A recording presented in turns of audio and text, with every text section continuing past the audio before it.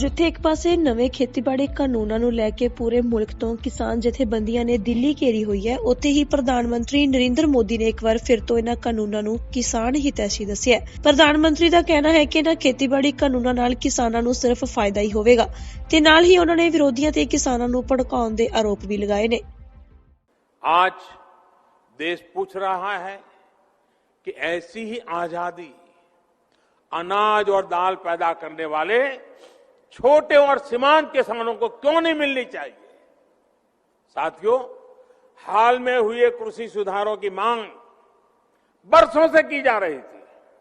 अनेक किसान संगठन भी पहले ही मांग करते थे कि अनाज को कहीं पर भी बेचने का विकल्प दिया जाए। आज जो लोग विपक्ष में बैठकर किसानों को भ्रमित कर रहे हैं, वो भी अपनी सरकार के समय इन कृषि सुधारों के समर्थन में थे, लेकिन अपनी सरकार के रहते वो निर्णय नहीं ले पाए, किसानों को झूठे दिलासे देते रहे। आज जब देश ने यह ऐतिहासिक कदम उठा लिया तो यही लोग किसानों को भ्रमित करने में जुट गए हैं। मैं अपने किसान भाई बहनों से फिर एक बार कह रहा हूं, बार बार दोहराता हूं कि उनकी हर शंका के समाधान के लिए सरकार 24 घंटे तैयार है।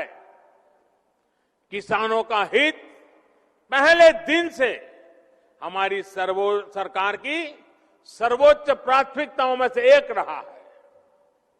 खेती पर किसानों का खर्च कम हो, उन्हें नए नए विकल्प मिले, उनकी आय बढ़े, किसानों की मुश्किलें कम हो, इसके लिए हमने निरंतर काम किया है। मुझे विश्वास है हमारी सरकार की ईमानदार नीयत, हमारी सरकार के ईमानदार प्रयास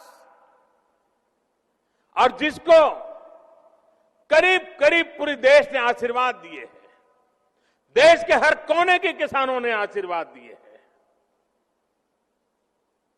मुझे विश्वास है कि किसानों के आशीर्वाद की ये ताकत, देश भर के किसानों के आशीर्वाद की ताकत,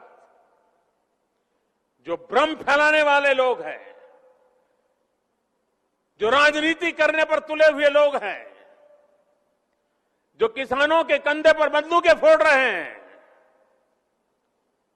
देश के सारे जागरूक किसान उनको भी परास्त करके रहेंगे। ਇੱਥੇ ਇਹ ਵੀ ਵਰਣਨਯੋਗ ਹੈ ਕਿ ਇਹਨਾਂ ਬਿੱਲਾਂ ਨੂੰ ਲੈ ਕੇ ਕਿਸਾਨ ਜਥੇਬੰਦੀਆਂ ਦੀ ਕੇਂਦਰ ਨਾਲ ਕਈ ਵਾਰ ਗੱਲਬਾਤ ਹੋ ਚੁੱਕੀ ਹੈ, ਪਰ ਕਿਸਾਨ ਇੱਕੋ ਮੰਗ ਤੇ ਅੜੇ ਹੋਏ ਨੇ ਕਿ ਕਾਨੂੰਨਾਂ ਨੂੰ ਮੁੱਢ ਤੋਂ ਹੀ ਰੱਦ ਕੀਤਾ ਜਾਵੇ। Bureau report, sky news Punjab.